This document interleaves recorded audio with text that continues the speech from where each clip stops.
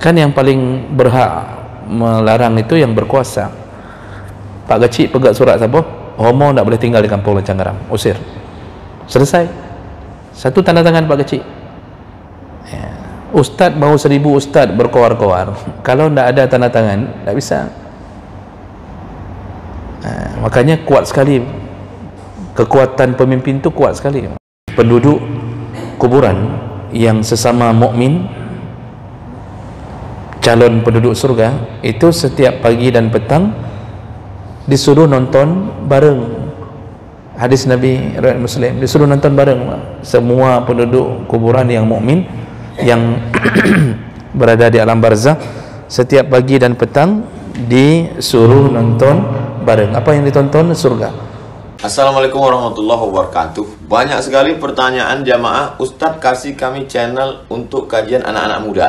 Di antara anak muda berasal dari Aceh, luar biasa, channelnya Maulizul Akbar Nak. Tonton, subscribe, like, share, komen. Assalamualaikum warahmatullahi wabarakatuh.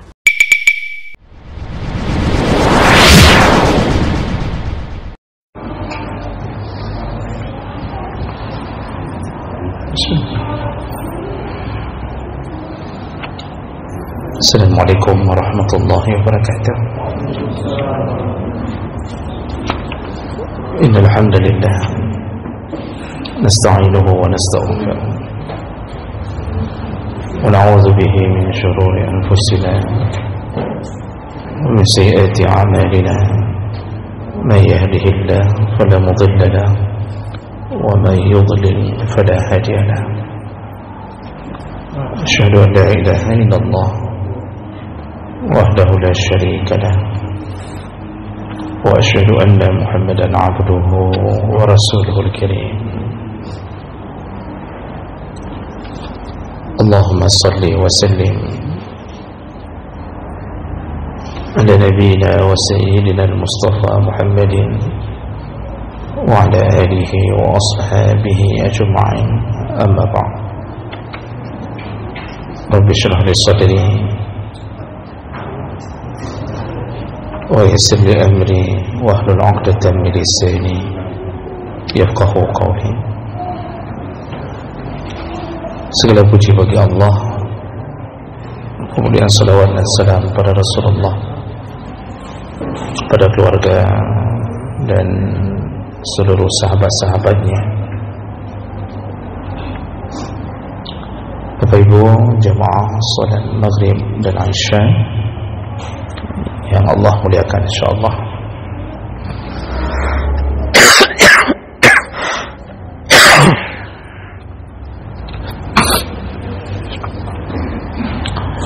Di pertemuan kita yang lalu kita sudah membahas tentang perkara-perkara yang makruh yang berhubungan dengan jenazah. Dan sekedar pengingat ulang, di antara yang sudah kita bahas dan kita sudah selesaikan, yaitu makruh hukumnya menunda-nunda salat dan penguburan jenazah, lalu makruh duduk ketika menghantarkan jenazah, makruh duduk sampai jenazah itu selesai dikuburkan. Jadi jangan duduk sampai selesai dikuburkan, artinya lebih baik berdiri. Kemudian makruh menaiki kenderaan ketika menghantarkan jenazah, kecuali tempat yang kita hantarkan memang membutuhkan kenderaan. Tapi kalau dekat, sunnahnya adalah berjalan kaki. Yang membawa jenazah jalan kaki, yang menghantarkan mengiringi juga berjalan kaki. Kalau pulang tidak mengapa untuk menaiki kenderaan. Dan ini yang dilakukan Nabi SAW. Lalu kemudian makruh bersuara keras ketika menghantarkan jenazah, baik itu bentuknya zikir ataupun bacaan-bacaan yang baik, tetapi makruh untuk bersuara keras baik sendiri maupun bersama-sama ketika menghantarkan jenazah. Maka bersolawat pun tidak disuruh untuk menghantarkan jenazah. Yang disuruh apa? Diam, memikirkan, bertafakkur tentang kematian, ya. Kemudian makruh mengiringi jenazah dengan alat-alat atau benda-benda yang bertasyabbuh dengan agama lain, seperti api, ya, kemudian membawa dupa, termasuklah membawa kalungan bunga, membawa foto. Itu semua tidak disuruh dan makruh karena itu dilakukan oleh agama lain. Kita sudah bahas panjang lebar tentang urusan itu. Orang Islam itu tidak ada suruhan, ya, membawa macam-macam, mengiringi waktu mengiringi jenazah menuju ke kuburan, ya. Lalu kemudian makruh perempuan mengiringi jenazah, walaupun itu istri. Lebih baik kalau disuruh pilih duduk di rumah daripada mengiringi jenazah untuk ke kuburan. Kenapa? Karena dikhawatirkan timbul fitnah. Dikhawatirkan timbul fitnah, baik fitnah pada fisiknya, baik fitnah pada fisiknya maupun fitnah pada keadaannya, menangis, berteriak, pingsan. Itu kalau sudah pingsan nanti yang angkat siapa? Apakah perempuan? Tidak, laki-laki digotong sama-sama. Dengan mengangkat perempuan yang pingsan, itu sudah tersentuh, menyentuh tubuhnya, kembali menimbulkan fitnah. Maka lebih bagus perempuan tidak mengantarkan jenazah. Bukan tidak boleh, tetapi lebih baik tidak mengantarkan. Kecuali kata Imam Malik yang sudah tua-tua, yang sudah kuat, berpengalaman, artinya tidak lagi sampai terjadi hal-hal yang menimbulkan fitnah, itu tidak mengapa. Dan terakhir kita sudah bahas bahwa juga makruh, ditambahkan dalam mazhab Malik, makruh membuat kuburan terlalu besar bagi mayat yang kecil. Artinya kebutuhannya tidak sesuai, itu berlebih-lebihan, ya. Dan itu ada unsur membangga-banggakan. Maka tidak baik walaupun seorang pejabat buat kuburan khusus, ya, 50 meter hanya untuk dia saja. Biasakan begitu presiden-presiden buat kuburan, itu kadang-kadang 100 meter halaman itu cuma dia saja di situ. Itu tidak baik, makruh, karena di situ ada mubahat, ada kebanggaan, ada kesombongan, sampai mati mendambung. Nabi SAW kuburannya hanya secukup diri beliau, di bawah kasurnya sendiri. Lalu di sampingnya ditanam Abu Bakar radhiyallahu anhu. Di samping Abu Bakar ditanam Umar bin Khattab. Jadi Rasulullah pun seorang Nabi, penghulu alam, manusia terbaik, kekasih Allah, kuburannya hanya secukup tubuh beliau. Datang kita hari ini sudah jadi presiden, jabatan cuma sekitar 1 periode, 2 periode lah anggaplah. Jabatan baru 2 periode, mati, beli tanah 100 meter, hanya dia saja yang boleh ditanam di situ. Padahal dia di mata Allah mungkin cukup banyak dosa yang harus dia bertanggungjawabkan. Tapi berbangga-bangga dengan menanam, membesarkan area kuburan. Ini hanjian. Ya. Nah. Apalagi kalau meninggal anak-anak, ini kita sudah bahas, meninggal anak-anak, secukup tubuh anak-anak itu saja, tidak usah dibesar-besarkan. Baik, kita lanjut. Itu sekedar pengingat ulang apa yang sudah kita bahas, karena mengingat ulang lebih baik daripada melanjutkan tapi tidak diingat-ingat. Ya, banyak yang lanjut. Pelajaran sebelumnya kita tanya, tidak teringat satu pun. Ketika bertemu dengan apa yang perlu diketahui, tidak teringat. Nah, itu yang perlu diperbaiki. Baik, kemudian kita akan bahas tentang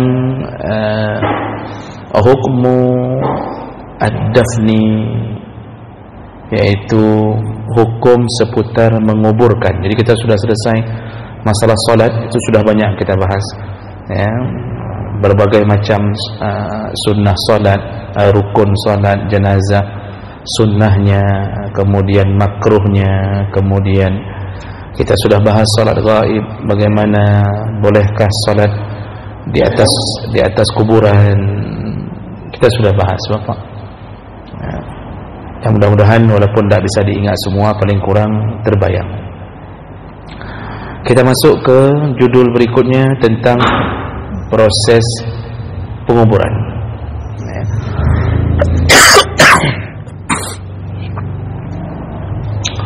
Menguburkan jenazah adalah fardu kifayah, sama dengan proses memandikan, mengkafan dan mensolatkan. Menguburkan jenazah fardu kifayah karena kalau tidak dikuburkan maka akan menjadi hitakan lihurmati, itu akan menodai kehormatan mayat.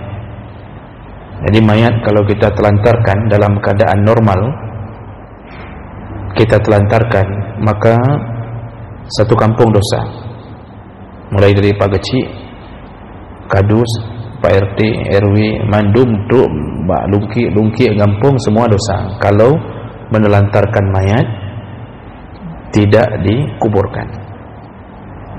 Nah, selain daripada menghilangkan kehormatan mayat, juga bisa menyebabkan yata'azzan nas min ra'ihatihi. Nah, juga selain itu, bau jenazah bisa menyebabkan mudarat bagi orang. Bau, keadaan jenazah yang membusuk bisa menyebabkan bau. Jadi dari dulu menguburkan jenazah itu memang sudah diajarkan dari semenjak pembunuhan pertama. Itu ketika kisahnya Qabil dan Habil. Jadi setelah Qabil memperturutkan nafsu dan bisikan syaitan, lalu akhirnya dia membunuh saudaranya Habil. Lalu dia kebingungan, tidak tahu bagaimana cara menangani jenazah saudaranya. Nah, disitulah Allah Subhanahu Wa Taala mengajarkan pertama sekali bagaimana cara menangani jenazah. Maka Allah kirimkan burung gagak, fa ba'asallahu ghurabai. Jadi Allah kirimkan burung gagak, ghurab. Lalu burung gagak itu ditakdirkan Allah berkelahi sesama burung gagak. Lalu kemudian mati salah satunya. Lalu kemudian Allah buat burung gagak yang masih hidup menggali tanah untuk ditanam burung gagak yang mati. Makanya Allah kirimkan burung gagak, ya, fa ba'asallahu ghurabai yabhasu fil ardi liwariya sawata akhi, supaya dinampakkan oleh Allah cara menguburkan. Nah, di situ baru Qabil memperhatikan, ternyata begitu. Lalu muncullah ide atau ilham bagi dia kuburkan di dalam tanah, yaitu saudaranya Habil. Disitulah proses penguburan pertama. Nanti kalau kita buka tafsir, kenapa burung gagak yang dikirimkan, pekenhan burung lain, kenapa tidak burung elang, yang mudah membunuh lalu lebih kuat, kenapa gagak? Jelaskan dalam tafsir bahwa di antara kawanan burung, spesies burung, ternyata yang terbiasa menguburkan jenazah dari sesama burung itu kelompok burung gagak. burung lain Pak enggak. Jadi Allah bukan kirimkan itu saja, komunitas mereka begitu. Jadi mereka kalau ada yang mati itu digali, burung gagak itu menggali tanah menguburkan mayat daripada kelompok atau temannya. Dan itu kebiasaan burung gagak sampai hari ini, tidak ada pada burung yang lain. Jadi ini sudah dilakukan beberapa kali penelitian Pak tentang masalah ini, dan saya membaca dan melihat tayangan-tayangan yang meneliti tentang burung gagak. Kenapa burung gagak yang dikirimkan Allah? Dan salah satu juga yang kami dapatkan, burung gagak itu kalau melihat ada salah satu burung yang berlaku zalim, apakah mencuri makanan burung gagak lain ataukah mematu atau memukul yang lain, maka dia dihakimi, diadili, nanti dibunuh. Jadi seperti manusia memvonis kisas bunuh, itu dibunuh itu. Setelah dibunuh mereka akan gali untuk menguburkan. Jadi itu proses penguburan yang pertama. Tapi semua dosa pembunuhan, mulai dari terjadinya pembunuhan pertama itu sampai sekarang, kata Rasulullah, setiap ada yang melakukan pembunuhan maka semua dosanya dialirkan kepada Qabil. Dialirkan kepada Qabil. Hadis riwayat Bukhari Muslim. Bayangkan Pak, dia membunuh pertama, padahal dia tidak berusaha mengajarkan orang untuk membunuh, tapi dia melakukan pembunuhan pertama. Lalu terjadilah pembunuhan berikutnya. Berapa banyak sudah pembunuhan? Semua dosa bunuh yang zalim, bukan hak, itu dialirkan kepadanya. Berapa tersiksanya Qabil hanya dengan memperturutkan nafsu untuk membunuh saudaranya. Kalau itu saja dialirkan tanpa diajarkan, apalagi yang mengajarkan.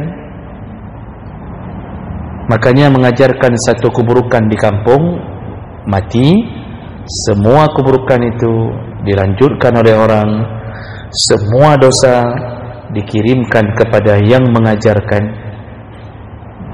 tanpa mengurangi dosa orang yang melakukan. Maka hati-hati memberi ide yang buruk. Ini contoh, kalau Menteri Pendidikan membuat program yang buruk dalam pendidikan, dia sudah selesai, tidak lagi jadi menteri, tapi program itu tetap jalan, program buruk itu, maka semua keburukan itu dikirimkan kepada yang mengajarkannya. Ini maka hati-hati para yang punya kekuasaan membuat kebijakan-kebijakan yang menyebabkan dosa. Sederhana Pak, hari Jumat itu disuruh muliakan, karena kiamat datang hari Jumat. Nabi Adam diturunkan hari Jumat, dicipta hari Jumat, ditiup nyawa hari Jumat, diturunkan di hari Jumat. Nabi Adam diterima taubat hari Jumat, meninggalnya pun hari Jumat. Nabi yang katakan dalam hadis Bukhari, kiamat pun terjadi di hari Jumat. Jadi hari Jumat itu hari disuruh muliakan. Tiba-tiba ada penguasa yang membuat hari Jumat menjadi hari maksiat. Apa contohnya? Pegang senam di kegantung. Jadi buat senam di depan kantor. Ibu-ibu taruh di depan, bapak-bapak taruh di belakang. Ibu-ibu senam, bapak-bapak senam mata melihat ibu-ibu. Apa manfaatnya untuk hari Jumat? Tidak ada manfaat. Hari mulia tapi dibuat maksiat. Maka yang membuat kebijakan, dia sudah mati, tetap dialirkan. Itu yang Rasulullah katakan, man sanna sunnatan sayyi'atan, barang siapa yang melakukan satu kejahatan lalu diikuti oleh orang berikutnya, maka seluruh dosa dialirkan kepada yang memberi ide tanpa mengurangi dosa orang yang melakukan. Jadi cukup bahaya membuat kejahatan multi level marketing. Ini kejahatan MLM nanti ya, berkembang. Siapa yang memperkenalkan celana pendek pertama kepada muslimin, maka semua yang memakai celana pendek dia dosa dan dosanya diadilkan. Ini bahayanya. Baik, kita kembali. Nah, itu dalil-dalil yang menyatakan adanya proses penguburan, disuruh kubur. Berikutnya, menguburkan jenazah itu disuruh percepat. Ini sudah kita bahas sebelumnya, disuruh percepat. Artinya kalau jangan ditunda, walaupun hanya untuk menunggu hari Jumat. Kita sudah bahas waktu pembicaraan makruh. Kita meninggal, salah satu saudara kita meninggal di hari Jumat pagi, lalu sudah selesai dimandikan dari jam 8. Kemudian ada yang memberi ide, kita tunggu saja untuk disolatkan nanti setelah selesai solat Jumat, biar ramai orang yang mensolatkan. Kita mau bawa ke masjid. Apa hukumnya? Makruh, karena disebut dengan menunda-nunda penguburan. Dari jam 8 tadi sudah selesai, tapi sengaja nunggu untuk bisa disolatkan di hari Jumat, baharamai orang sembahyang. Makruh, karena satu sisi ingin berbuat menambah kebaikan, sisi lain melawan syariat. Karena Nabi mengatakan percepatlah urusan jenazah, disuruh percepat, jangan lama-lama. Pagi meninggal jam 9 dah beres, begitu kata Nabi. Ini sekok sampai nunggu Jumat, itu pun makruh. Apalagi sampai tidak ada alasan. Menunggu anak itu bukan penyebab boleh menunda penguburan jenazah.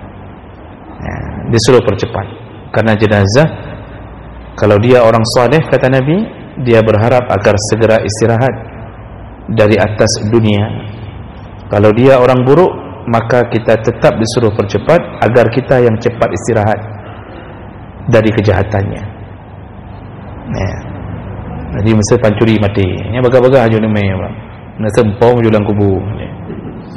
Disumpam terus ke dalam kuburan. Biar kita cepat-cepat hilang dari pundak kita beban kejahatan. Karena orang jahat itu mengganggu keberkahan. Orang jahat di kampung, satu jahat, satu homo di kampung, mesti lancang gorom. Gara-gara homo, jadi garam pun jadi gorom. Kalau ada lancang garam orang homo, lalu kemudian pemimpin diam, membiarkan, ini dia menghalangi berkah Allah untuk kampung ini. Karena kejahatan membuat Allah murka. Yang Allah akan memberikan kemurkaannya pada semua di saat orang berkuasa pun tidak mampu melakukan amar ma'ruf nahi mungkar. Kan yang paling berhak melarang itu yang berkuasa. Pak kecil pegang surat apa? Homo tak boleh tinggal di kampung lancang garam, usir. Selesai. Satu tanda tangan Pak kecil. Ustaz mau 1000 ustaz berkoar-koar, kalau tidak ada tanda tangan tak bisa. Makanya kuat sekali, kekuatan pemimpin itu kuat sekali. Itu kalau tidak dilarang zina, tidak dilarang orang pacaran sepanjang jalan, tip-tip malam, inang agam, tapak-tapak sepanjang kafe-kafe. Tunggu Allah azab seluruhnya di saat amar ma'ruf nahi mungkar tidak lagi berjalan. Tunggu waktu Allah azab. Maka wajib hukumnya amar ma'ruf nahi mungkar, wajib.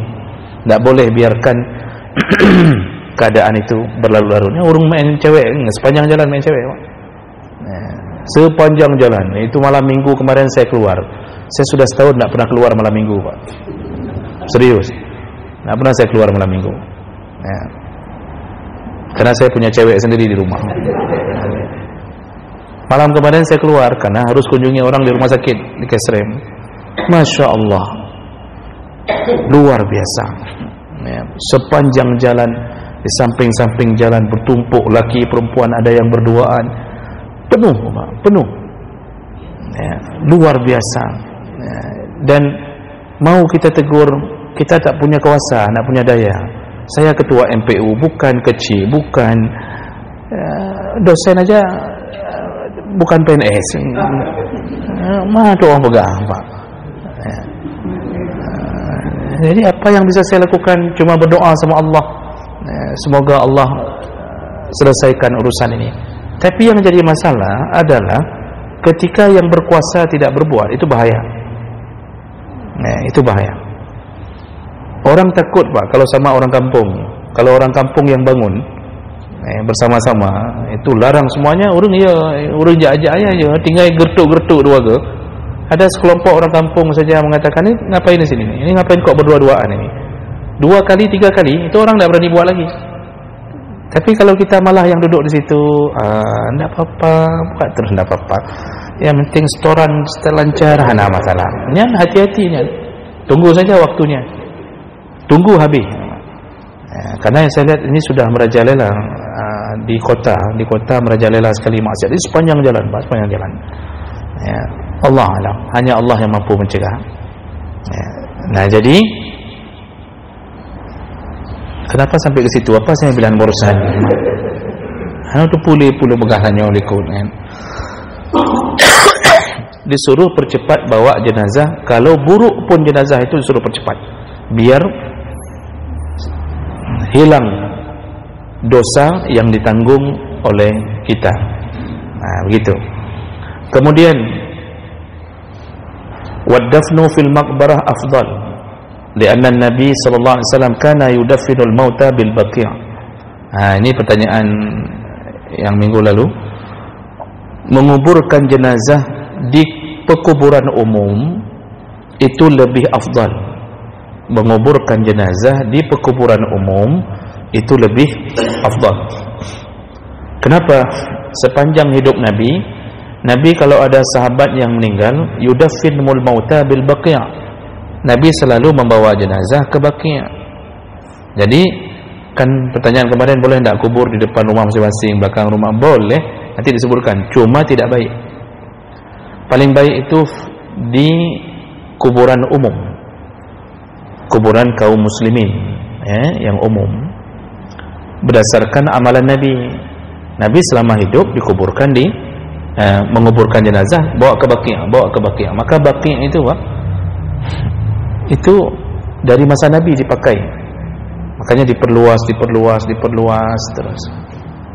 Nanti kalau di Makkah, di Ma'la, itu pekuburan umum, jadi semua dibawa ke sana. Nah, baqi' itu sampai sekarang, Pak, itu tidak ada tanda-tanda ini kuburannya Aisyah, ini kuburan fulan, tidak ada tanda. Kami dulu waktu masih jadi mahasiswa di Mesir, kami dapat sketsa biasa orang dalam, Pak, karena kesuksesan itu ditunjang oleh 3 perkara: usaha, doa, dan orang dalam, Pak. Kami dapat peta di mana Aisyah, tapi hanya di peta itu kami tahu, dan saya pun tak simpan lagi di mana. Kalau ada saya kasih ke Bapak. Jadi kita harus telusuri masuk ke baqi' itu, telusuri garis-garis di peta itu, kita baru tahu yang ini Aisyah, yang ini. Kalau tidak tahu.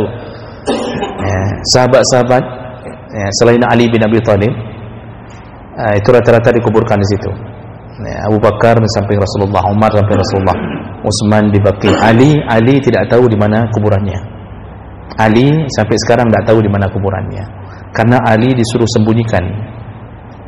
Jadi dalam sejarahnya itu, Ali setelah meninggal itu dikuburkan diam-diam dan tidak diberitahu, karena banyak sekali fitnah. Ada yang terlalu mencintainya, takut akan mengambil jenazahnya. Orang Syiah itu berlebihan mencintai Ali. Ada yang terlalu membenci, seperti kaum Khawarij, takut digali untuk menghancurkan jenazahnya, maka disembunyikan. Maka sampai sekarang tidak tahu di mana jenazah Ali. Kalau ada yang bilang jenazah Ali di sana sini, itu bohong semua. Tak ada yang tahu. Saya baca hadis-hadis, riwayat-riwayat sahabat, tak ada yang tahu. Sampai sekarang tak tahu di mana Ali dikuburkan. Jadi baqi' itu tak ada nama, cuma ada batu di kepala, batu di kaki. Itu punya siapa tak tahu.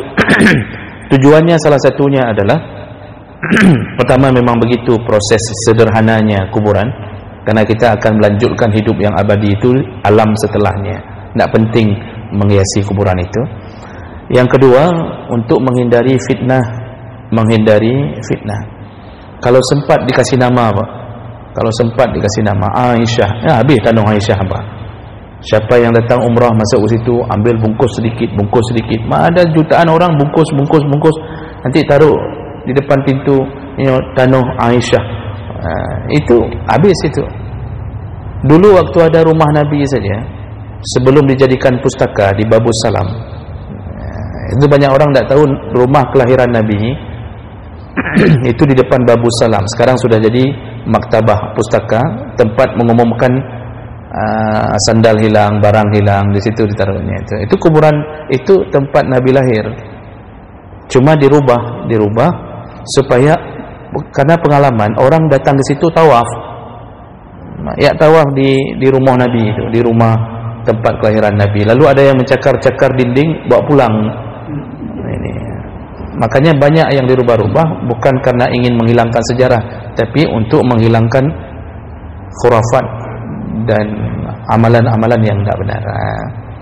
Walaupun satu sisi kita sayangkan, karena banyak juga sejarah yang betul-betul hilang di dalam pemerintahan Saud ini, Saudi.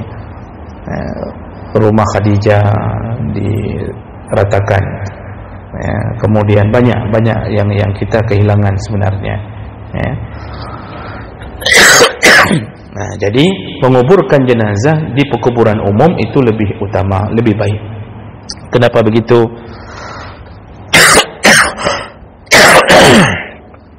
Kenapa begitu? Li'annahu yuksiru ad-du'a. Karena dengan menguburkan di pekuburan umum, banyak doa yang mengalir. Yaitu mimman yazuruhu, barang siapa yang menziarahi kuburan. Karena kan kita waktu menziarahi kuburan, salah satu sunnahnya mengucapkan salam. Assalamualaikum ya ahlal kubur, wa inna insyaallah bikum lahiqun. Kami salam sejahtera kepadamu wahai penduduk kubur, dan kami akan segera menyusul kalian. Itu doa itu, Pak. Doa yang dipanjatkan oleh orang-orang yang menziarahi itu bertebaran ke seluruh penduduk kubur. Kita selama ini karena sesama orang hidup, kita tidak terlalu merasa Assalamualaikum, kita tidak nyaut. Kita mengatakan hana mupu sadam-sadam tik-tik urang. Kita bilang. Padahal waktu sudah mati, satu salam berebut. Waktu kita sudah mati, diberi salam oleh satu orang, berebutlah mereka mendapatkan keberkahan dari salam itu. Makanya Rasulullah mengatakan, siapa yang memberi salam di dunia dengan kalimah Assalamualaikum, dia dapat 10 pahala. Lalu ada lagi yang masuk sahabat, dia ucapkan salam Assalamualaikum warahmatullah, ditambah warahmatullah. Kata Rasulullah, lahu 20, dia dapat 20 pahala, sudah tambah warahmatullah. Ini hadis sahih. Masuk lagi sahabat ketiga, lalu mengucapkan Assalamualaikum warahmatullahi wabarakatuh. Kata Rasulullah, wadahu salasin, dia dapat 30 pahala. Itu pahala yang mengucapkan, belum pahala yang didapatkan untuk orang yang didoakan. Makanya salam itu, Pak, memberi keselamatan, mendoakan. Kita karena masih hidup tidak terasa. Begitu mati, seakan-akan kita ingin seluruh alam mendatangi kita, mengucapkan salam. Makanya banyak orang lalai ketika hidup, lalu berharap-harap ingin kembali ke dunia ketika mati. Ada yang ingin balik ke dunia hanya untuk bisa salat 2 rakaat. Kata Rasulullah waktu lewat satu kuburan, hadis dari Abi Hurairah, kata Rasulullah, man sahibu hazal qabr, ini kuburan siapa nih? Kata Rasulullah pada Abu Hurairah. Lalu mereka menjawab, ini kuburan fulan ya Rasulullah. Lalu kata Rasulullah, tahukah engkau bahwa penduduk di sini, ini penghuni kubur ini, ingin kembali bangkit, ingin kembali dihidupkan ke dunia, liyusalli raka'atain min baqiyati dunyakum. Dia hanya ingin untuk bisa salat 2 rakaat. Hanya ingin bisa salat 2 rakaat. Dan dia tidak peduli dengan semua kemewahan yang kalian dapatkan sekarang. Makanya orang kaya mati, Pak, Di atas dunia dia masih simpan berbagai merek mobil, rumahnya luar biasa, hartanya banyak. Tapi semua itu dia kalau ditawarkan, kalau disuruh balik ke dunia, ditawarkan, "Kiban, bukan balik. Nak cok motor." Dia bahkan tak hana perlu motor tu. Pusing nak pergi rumah. Oh, hana perlu. Tak, semuanya dia tak perlu. Apa yang dia inginkan kata Rasulullah? Salatu raka'atin. Dia hanya ingin salat 2 rakaat. Begitu pentingnya amal saleh. Cuma kita tertipu di dunia. Makanya harta kita banyak kita buang ke tempat yang tidak bermanfaat. Ya. Banyak yang tidak bermanfaat. Sedekah tidak ada, hibah tidak pernah, wakaf tidak ada. Nah, jadi Bapak Ibu yang Allah muliakan, ini peringatan bagi orang yang dikuburkan, dia berharap salah. Makanya disuruh kubur di penguburan umum, setiap doa-doa yang datang itu disampaikan kepada semua yang dikuburkan di komplek penguburan umum itu. Wa li'annahu aqallu dararan 'ala al-ahya' man warasathu wa ashbaha bimasakin al-akhirah. Dan kemudian orang yang dikuburkan di penguburan umum itu membuat ahli warisnya pun mudah, tidak banyak mudarat. Mudah ketika menguburkan, mudah untuk berziarah, kemudian tidak banyak perkara-perkara yang akan membuat dirinya mudarat sendiri. Lalu kemudian alasan ketiga, wa ashbaha bimasakin al-akhirah. Selain itu, dikuburkan di pekuburan umum itu mirip dengan masakin, itu maskan, tempat tinggal di akhirat. Artinya kita itu sama kayak tinggal di satu komplek baru. Maka kan Rasulullah mengatakan penduduk kuburan yang sesama mukmin, calon penduduk surga, itu setiap pagi dan petang disuruh nonton bareng. Hadis Nabi riwayat Muslim, disuruh nonton bareng semua penduduk kuburan yang mukmin yang berada di alam barzah, setiap pagi dan petang disuruh nonton bareng. Apa yang ditonton? Surga. Jadi dibukalah barzah, dibukalah dinding pemisah, nonton. Begitu melihat keadaan surga, semua mereka berseru, "Ya Allah, percepatlah kiamat. Ya Allah, percepatlah kiamat." Kenapa? Kerinduan ingin segera mencapai nikmat yang sebenarnya. Nah, itu baru lihat saja kita sudah berdoa semoga dipercepat kiamat. Lalu calon penduduk neraka juga begitu, setiap pagi sore nonton bareng kata Rasulullah. Dinampakkan dahsyatnya neraka. Itu belum masuk. Begitu nampak dahsyatnya siksa neraka, lalu mereka semua berseru. Apa seruannya? Ya Allah, jangan jadikan kiamat, jangan buat kiamat. Karena kalau sudah kiamat, di situ proses langsung menuju ke sana. Begitu kehidupan di penduduk di alam barzah. Nah, maka kita ini ketika masuk alam barzah, itu kita masuk ke alam baru, hidupnya kayak gini lagi, Pak. Cuma tidak ada lagi pengajian, salat tidak ada lagi, puasa Ramadan tidak ada lagi, semua tidak ada lagi. Jadi kita berkumpul-kumpul, ya, berkumpul sesama mukmin. Nah, kemudian apa yang kita tunggu? Kita menunggu datangnya tiupan sangkakala kedua. Kita di sana istirahat bersama siapa? Ditemani oleh amal saleh. Istri di mana? Ya, tunggu istri matilah baru ada kawan lagi. Ya. Begitu kehidupan kita, Pak. Jadi alam baru. Sama kayak kita dari alam rahim masuk ke alam dunia, yang kemudian waktu tetebi dari alamnya masuk ke alam baru lagi, berkumpul lagi sesama mukmin. Ya. Dan kita berbahagia sambil nunggu. Nah, yang paling membahagiakan kita adalah ketika diberikan kabar oleh malaikat tentang keadaan anak dan istri kita. Kita tidak bisa keluar. Jadi itu bohong kalau ada yang mengatakan ruh pulang ke rumah, lalu kita sudah siapkan makanan untuk almarhum di malam Jumat, tak bersiap makanan kesukaan almarhum, Pak. Ada orang yang sudah siapkan makanan di bawah tudung saji. Dia bilang sama anaknya, "Ni nak, bapakmu pulang malam ni, jangan ganggu ya, jangan makan lagi kuah pelik ni, jangan makan lagi ni, bapak kesukaan bapak ni." Ni hana yang Pak. Ya, karena ruh itu dipegang Allah, tidak dilepaskan lagi. Itu masuk ke alam barzah. Ya. nggak bisa lepas. Dan itu berdasarkan banyak dalil. Di antara dalilnya, ketika seorang masuk ke alam kubur dan dia mendapatkan nikmat di alam barzahnya, dia ingin keluar lagi untuk menyampaikan berita gembira ini kepada keluarganya. Dia minta izin sama Allah, ya Allah, izinkan aku keluar agar ku kabarkan begitu nikmatnya, indahnya hidup di sini, karena dipenuhi dengan makanan dari surga, minuman, spring bed, Pak. Dia ingin kasih tahu, Pak. Lalu malaikat berkata, waqala uskun, tenanglah. Maksud tenang, engkau tidak diizinkan lagi untuk kembali. Maka ruh tidak bisa kembali. Orang syahid itu minta kembali ke dunia. Untuk apa? Untuk berperang lagi, agar mati lagi 10 kali lagi. Kenapa? Karena begitu nikmatnya menjadi syahid. Luar biasa diberi oleh Allah pahala dan kenikmatan setelah mati syahid. Mereka minta hidup lagi. Apa kata Allah? Itu yang tidak aku kabulkan. Itu tidak bisa aku kabulkan. Tak ada, syahid aja tak boleh balik. Dia tak perih ruh malam Jumaat. Begitu kita buka tudung saji pagi, Pak, sudah habis makanan.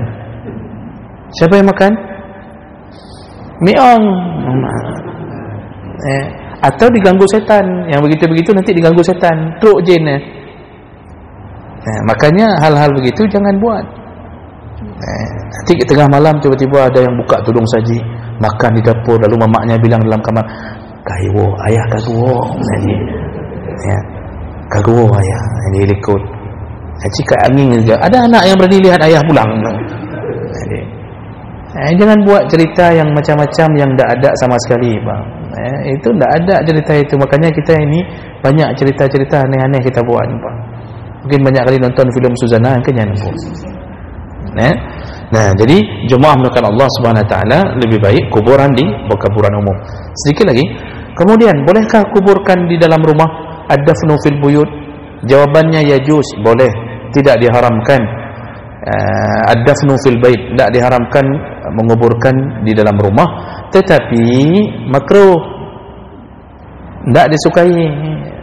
Jadi kita buat satu kamar khusus kuburan anak. Kenapa boleh? Karena Nabi dikuburkan dalam kamarnya. Kenapa makruh? Karena itu pengkhususan hanya kepada Nabi. Kalau Nabi membolehkan, maka Nabi di waktu hidup menguburkan jenazah-jenazah yang sahabat yang lain itu juga diizinkan di rumah, tapi tidak ada yang diizinkan oleh Nabi di rumah. Lalu kenapa Nabi dikuburkan di rumahnya? Itu bukan wasiat Nabi. Nabi tidak pernah bilang bahwa kalau aku mati kuburkan di mana, dikuburkan aku di kamar. Tidak.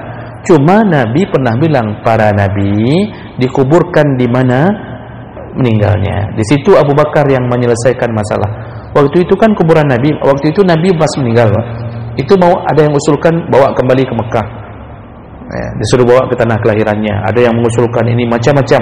Sampai Abu Bakar mengatakan, aku teringat Nabi mengatakan bahwa para nabi-nabi Allah di mana mati, disitulah dikuburkan. Baru selesai urusan, akhirnya pindahkan kasur, Nabi kuburkan tepat di bawah kasur karena beliau meninggal di situ. Itu khusus untuk Nabi. Sedangkan kita makruh, tidak boleh menguburkan dalam rumah, tidak boleh. Jadi nggak boleh itu dalam keadaan bukan haram. Sebaiknya hindari, karena nanti juga akan menimbulkan fitnah-fitnah yang baru. Nanti istri nak mau pindah-pindah, maunya di kamar itu bersama mantan suaminya. Itu macam-macam kejadian. Dulu Aisyah itu mengizinkan Abu Bakar untuk dikuburkan di samping Rasulullah karena itu ayah kandungnya dan itu sahabat Nabi terbaik. Ketika Umar minta untuk dikuburkan di samping Rasulullah, itu samping Abu Bakar, Aisyah berat menerima. Kenapa? Ini karena Aisyah sendiri yang ingin dikuburkan di samping ayahnya lagi, di samping suaminya Rasulullah. Tapi karena mengingat permintaan Umar yang telah menghibah, Umar mengatakan bahwa dalam sejarah ini, izinkan aku dikuburkan di samping Rasulullah dan di samping ayahmu Abu Bakar. Aisyah berat sekali untuk menerima itu. Tapi karena sudah permintaan terus-terusan, akhirnya dia terima. Ketika Umar dikuburkan di samping Abu Bakar, semenjak itu Aisyah mulai menutup antara kamarnya dengan kuburan. Sebelum itu tidak. Ini tempat tidur Aisyah, ini kubur Nabi sama ayah, ini tidak ada pembatas apa-apa. Jadi Aisyah tidur di samping, masih dalam satu ruangan dengan kuburan. Karena itu tempat tinggal Rasulullah dengan Aisyah.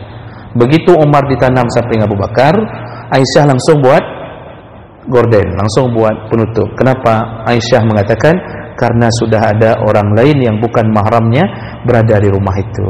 Padahal jenazah, begitu orang perempuan dulu rasa khawatirnya dengan mayat masih jaga diri, Pak. Udah merunyah, Pak. Masya Allah, lagi ada pegang bunuh aja. Ya, subhanallah.